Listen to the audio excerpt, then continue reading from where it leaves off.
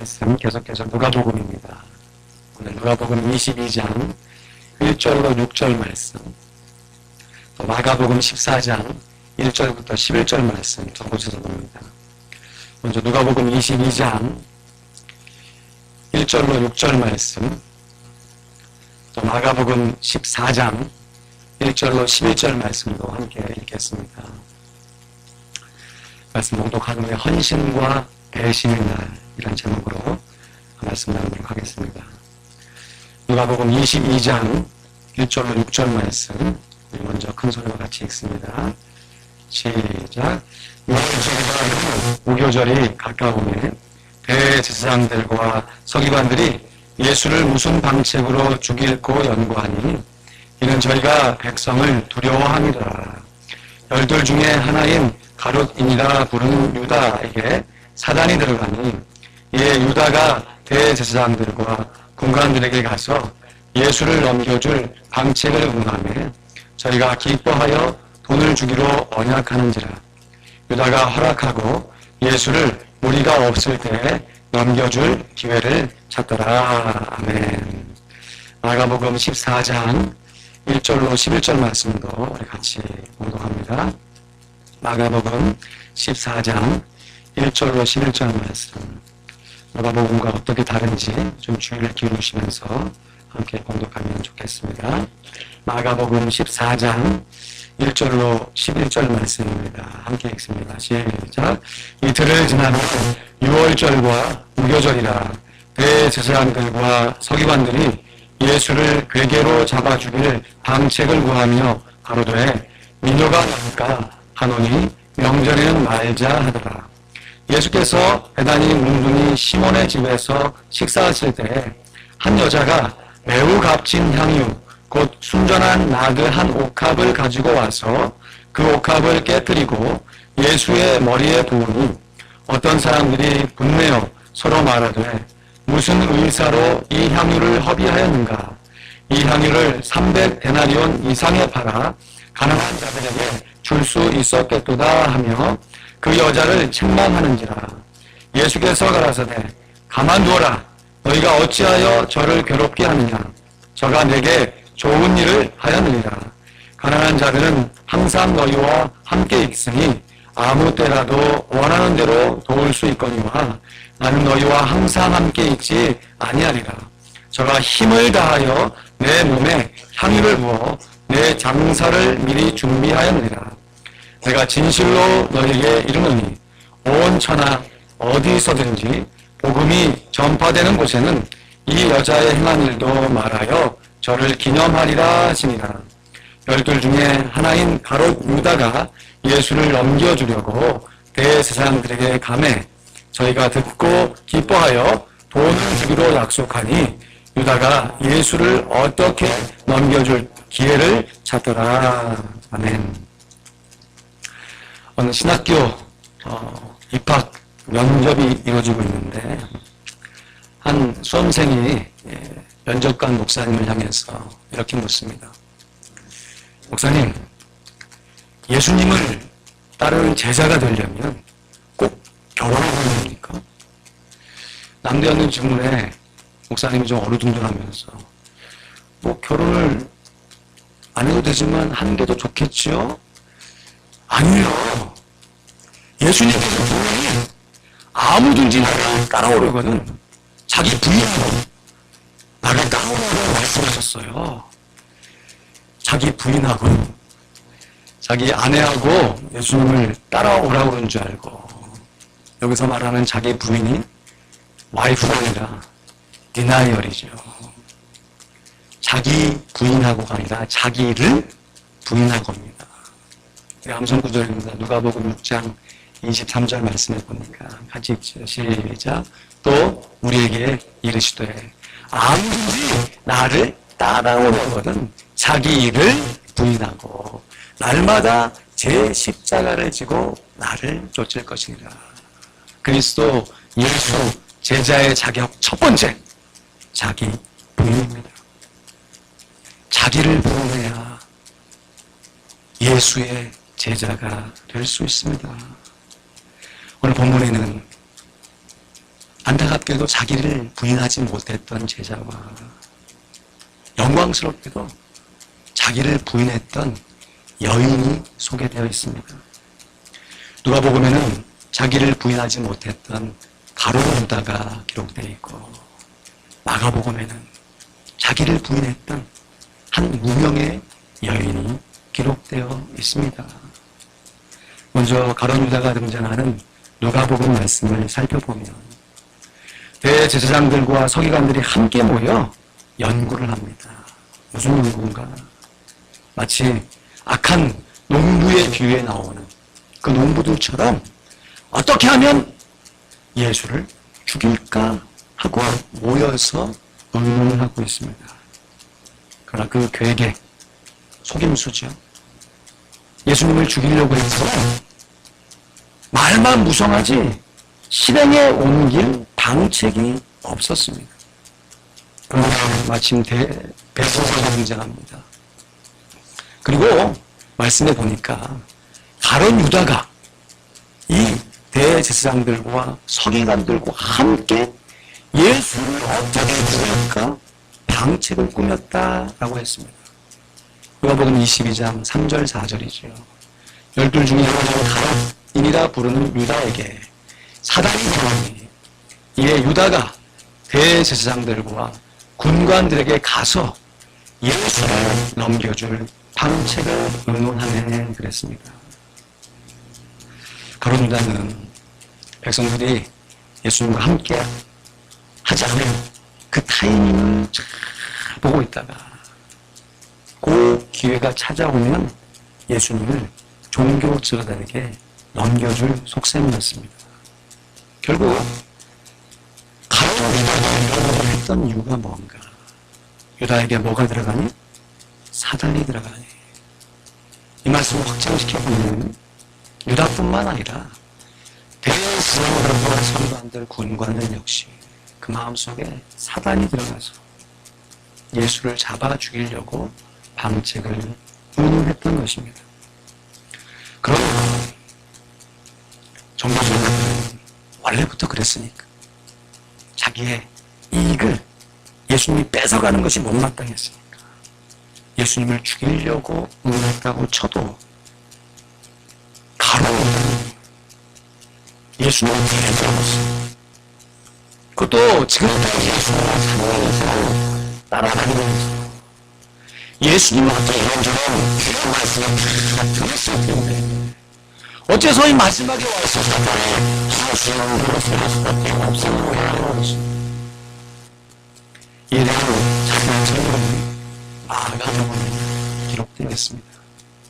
마가복음 14장 1절에서 말씀을 보면 역시 동일한 사건을 이렇게 증거하고 있습니다.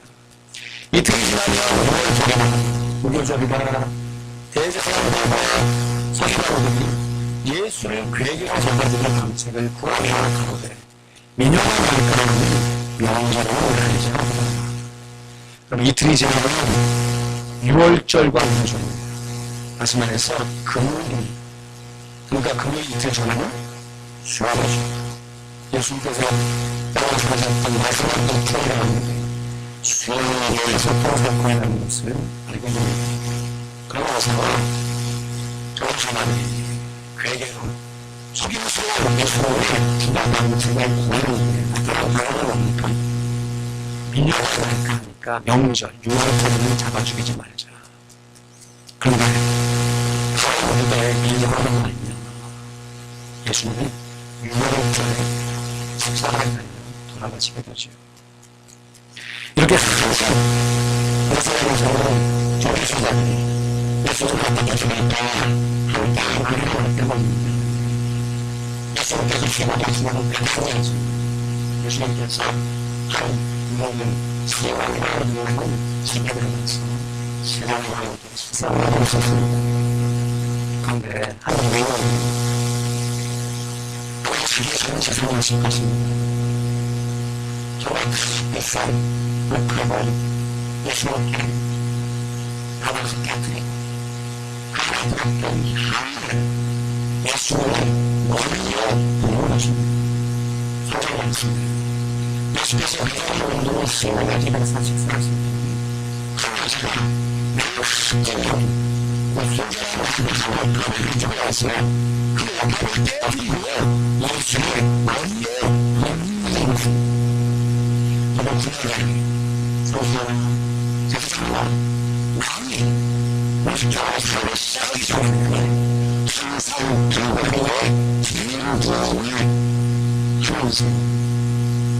그 사람이 오셨다고 그걸 주기만 시작하는 것을 예수님이었습니다.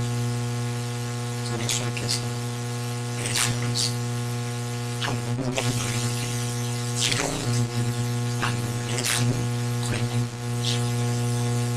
여러분께서 말하는 저주를 보냈습니다.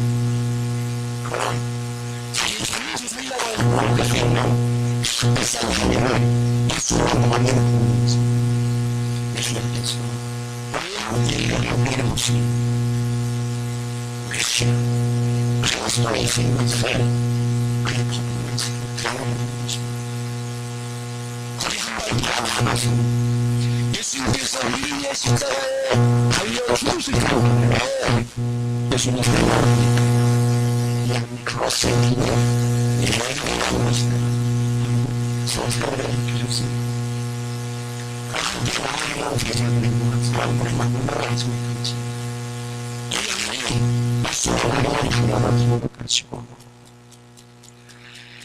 저 향유에서 이 사람들은 그것을 향해서 사랑한 사람에게 주었으면 얼마나 좋겠니. 그래서 여러분을 기억하면서 그 기도를 그 이유와 기도를 자기는 서로 빠져나가면서 예수님의 기도를 보시고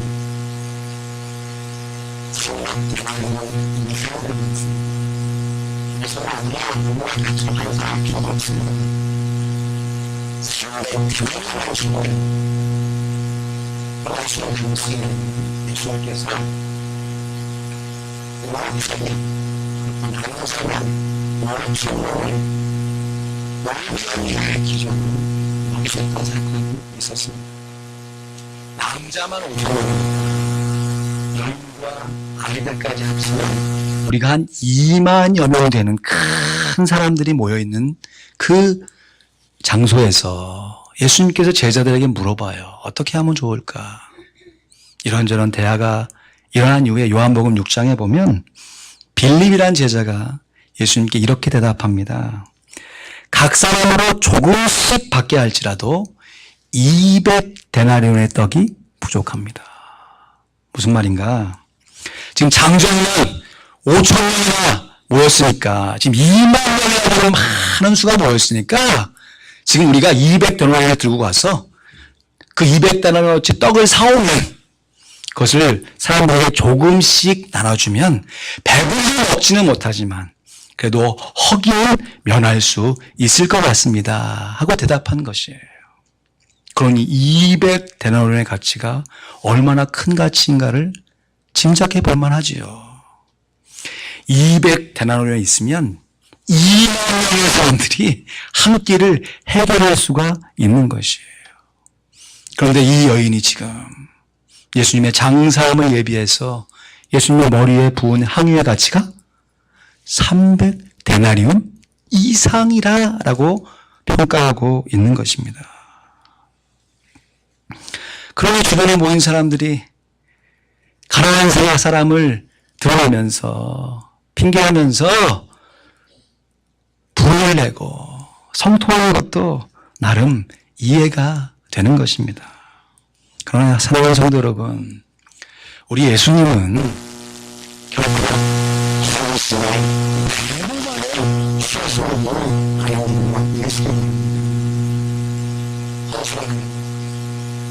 물질의 양만 보시는 것이 아니라 그 드린 사람의 중심을 보시는 분이 바로 예수님이십니다. 어떻게 할 수 있는가? 지금 수요일이에요.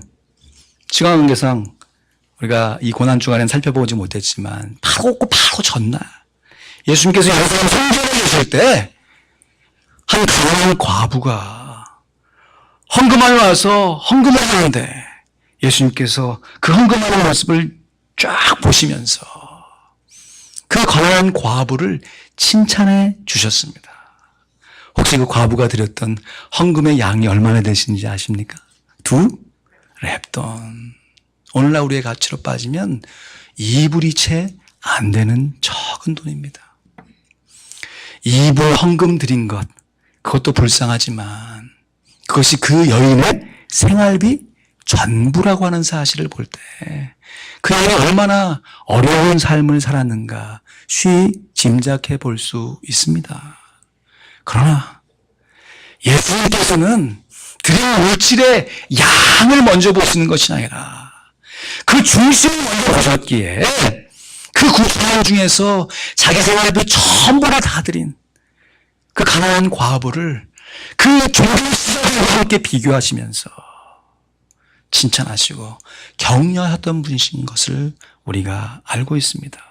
그렇다면 오늘 본문에 나와 있는 이 여인이 300데나리온 이상의 가치의 향유를 예수님께 부었을 때 예수님께서 무엇을 먼저 보셨는가 하는 것입니다. 어떤 예단들은요, 과부가 드린 2렙돈, 이 여인이 드렸던 300데나리온 이상의 전 재산과 같은 향유, 이런 예들을 막 들어보면서 여러분 한번 헌금하는 것 전 재산 한번 다 맞춰보십시오 하면서 그럼 하나님 축복하십니다. 그것이 우리가 드리는 진정한 헌신입니다. 그러면서 뭐 거룩한 낭비라더니 진실된 허비라더니 뭐 이렇게 멋있는 말로 막 이렇게 막 사람들을 부추기기도 해요. 여러분, 우리가 우리의 전 재산을 다 드리면 하나님께서 기뻐하시겠죠.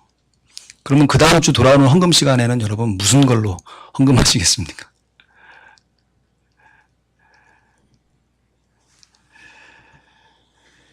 아무렇게나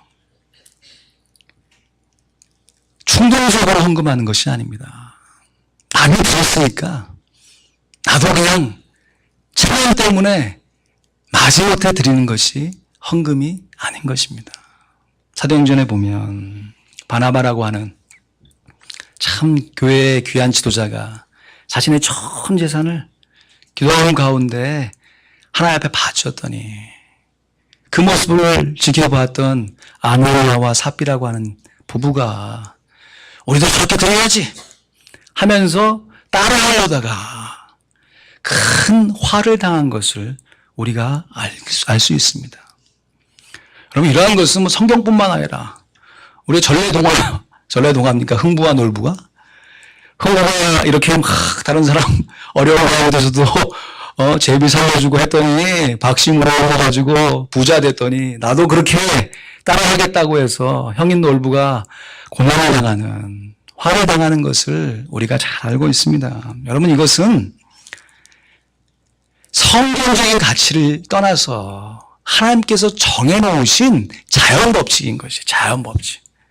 우러난 마음으로 다른 사람을 돕거나 헌금하지 않고 보이는 마음으로 비교해서 헌금하거나 구제하는 것은 결코 복된 일이 아닌 것입니다. 만약에 이 여인이요, 충동적으로 예수님 오시니까 그냥 충동적으로 이렇게 자기의 헌물을 드렸다라고 하면 제가 예상컨대 예수님께서 먼저 말리셨을 거예요.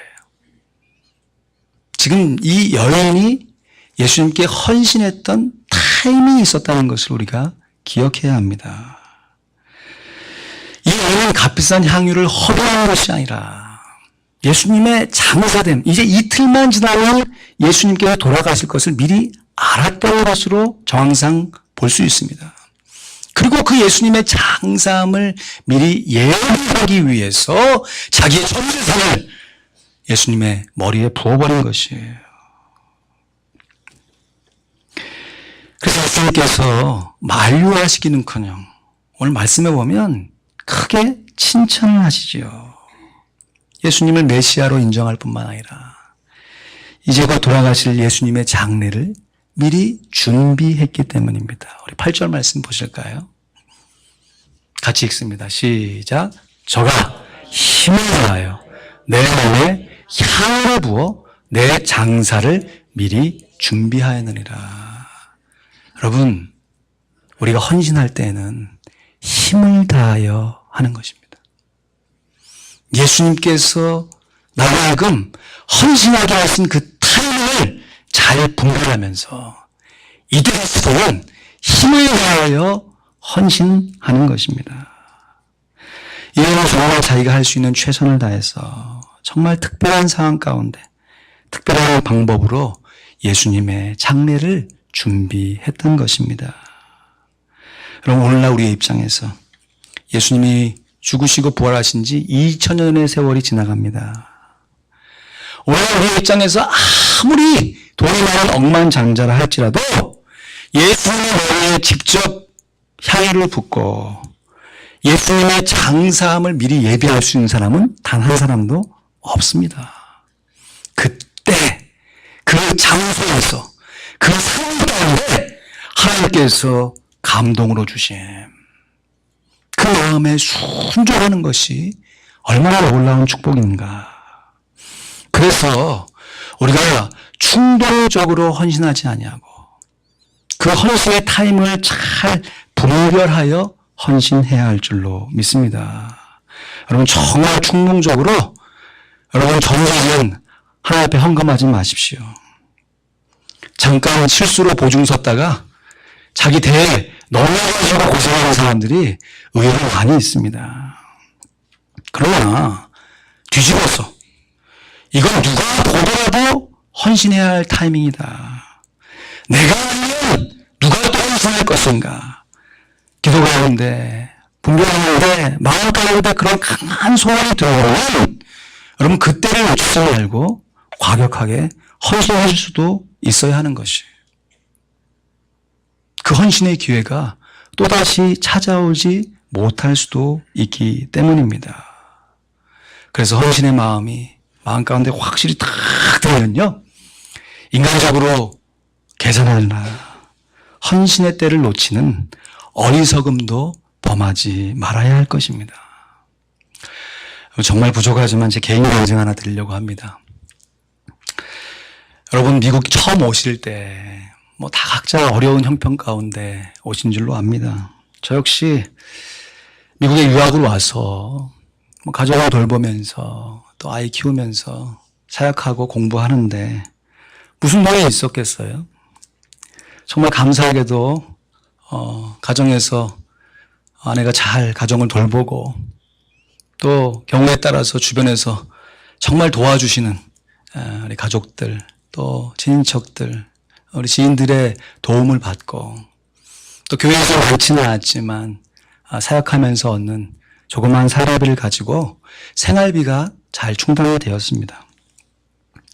그런데 아무리 그렇게 생활비를 충당해도 학비가 채워질 수가 없는 거예요. 신학교 학비가 의외로 비싸거든요. 그런데 정말 감사하고 놀랍게도 제가 공부하는 내내 장학금이 끊이지를 않았습니다. 정말 하나님 앞에 감사하고 도가니가 감사하고 제 묘교에 제가 장학금을 다시금 내야 될 것 같아요. 한 번은 파이낸셜 오피스, 이 파이낸셜 오피스라는 게 장학금 주는 데가 아니고요, 학생들에게 등록금 걷는 데거든요. 근데 하도 어려우니까 어떻게 할까 해서 제게 해당되는 장학금이 좀 있습니까? 좀 물어보러 갔어요. 그랬더니 대뜸 그 자리에서 저에게 정보를 주는 대신에 질문을 하는 거예요. 도대체 얼마가 필요하냐고. 살짝 당황한 제가 그때 좀 배포가 좀 커서 돈 한 2, 3만 불 필요합니다. 딱 이렇게 불렀어야 되는데 차마 그러지 못하고 한 2,000불 정도 있으면 감사하겠노라고.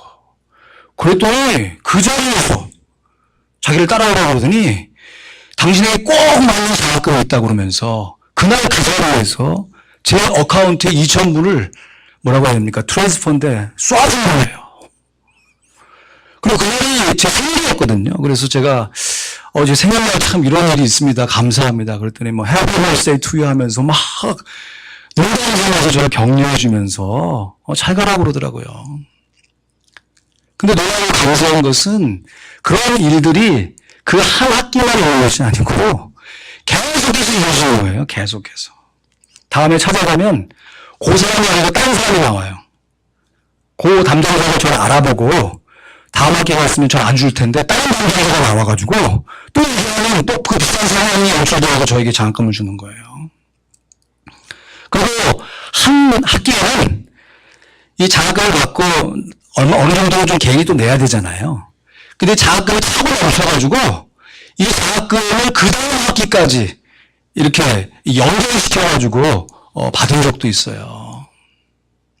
참 감사하고 정말 저를 위해 기도해 주시는 많은 분들의 기도가 있다는 것을 실감하게 됩니다. 그런데 제가 그렇게 장학금을 받을 때도 제가 잊고 있었습니다. 최근에 제가 이 설교를 준비하면서 떠올랐어요. 제가 유학 오기 전에 한국에 있을 때 신학생이 되어서 1, 2학년 때를 지날 때에는 정말 열심히 놀았습니다. 왜냐하면 대학에 가면 놀아야 되는 줄 알았어요. 그래서 시험 기간에도 열심히 놀고 시험 뭐 성적이 나빠도 이게 대학생이야 뭐 하면서 공부하고 그렇게 1, 2학년 시절을 지나갔어요. 그리고 2학년을 마치고 군대에 갔는데 정말 저하고 다른 삶을 살아온 많은 사람이 있는 것을 그때 봤습니다. 정말 서로가 서로를 신기하게 바라봐요. 어떻게 해서 너는 술을 지금까지 한 번도 안 먹어볼 수 있냐?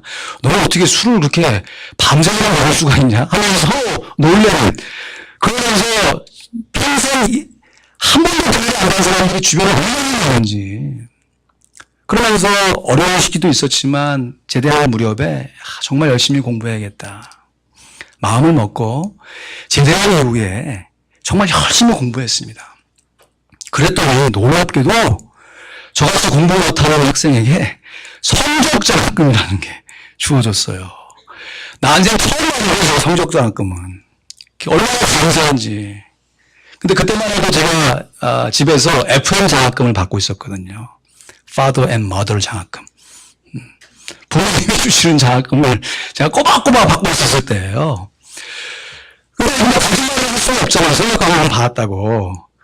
근데 아무것도 얘기는 안 했어요. 이 설교를 지금 제 어머님 듣고 계시면 어떨지 모르겠는데.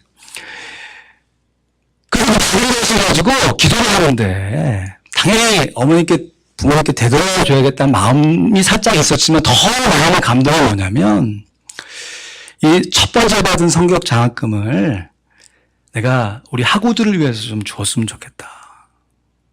나름 기특한 마음이었죠.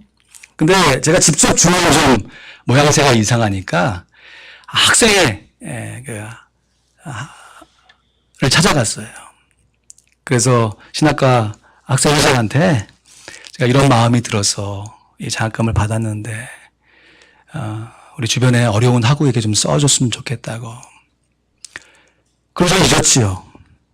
그리고 한 몇 년 후에 그 장학금이 시골에서 정말 어렵게 공부하는 신학생에게 쓰였다는 소식만 들었습니다. 그래서 잊어먹은 거예요.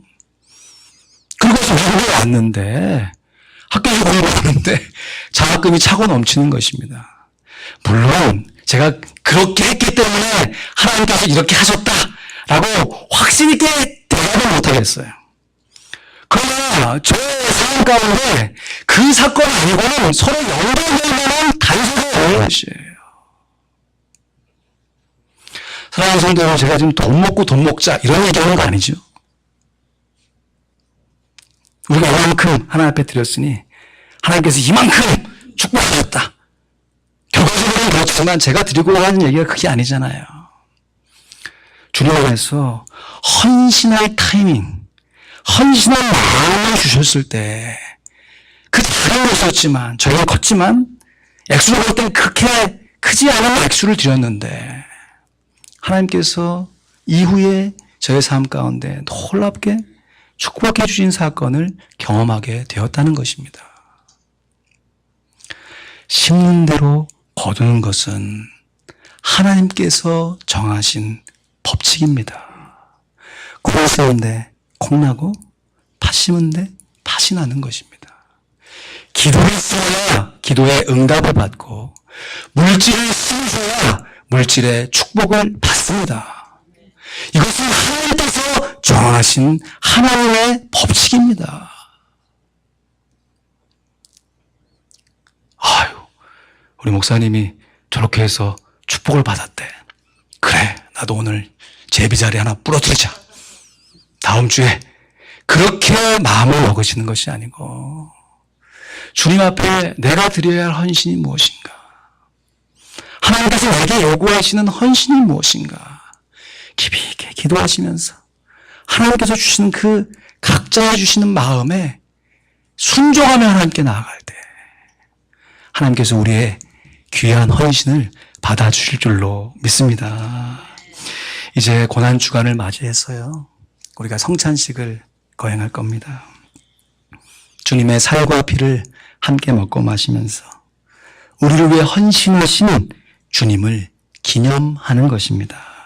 그런데요, 주님께서 나의 죽음을 기념하라 말씀하시기 전에 당신의 머리에 기름 부음으로 당신의 죽음을 미리 예비했던 이 한 무명의 여인의 헌신을 기념하라 말씀하셨습니다. 오늘 9절 말씀입니다. 같이 읽습니다. 시작. 내가 진실로 너희에게 이르노니 온 천하에 어디서든지 복음이 전파되는 곳에는 이 여자의 행한 일도 말하여 저를 기념하라 하신다. 아멘. 말씀을 맺습니다. 예수님께서 이 땅에서 보내셨던 마지막 수요일은 헌신과 배신의 날이었습니다. 한 무명의 여인의 헌신과 함께 동고동락했던 제자의 배신의 날이었습니다. 여인은 물질로 예수님께 헌신했지만 유다는 물질로 예수님을 배신했습니다. 헌신과 배신에도 다 때가 있는 것입니다. 이번 고난주간을 맞으면서 이 한 주간도 주님의 고난을 깊이 있게 묵상하는 우리가 되기를 간절히 소원합니다. 지금 3월 한 달여 동안 계속 살펴왔던 주님의 겸손과 주님의 거룩을 내 삶 가운데 회개함으로 받아들여서 자기를 부인하고 우리의 몸을 주님 앞에 드릴 수 있는 진정한 헌신이 일어나길 원합니다. 그래서 주님을 부인하는 것이 아니라 자기를 부인하고 자기를 주님 앞에 헌신하여 주님 앞에 영광을 돌릴 수 있는 주님의 귀한 제자들이 되시기를 주님의 이름으로 간절히 축원드립니다. 기도하시겠습니다.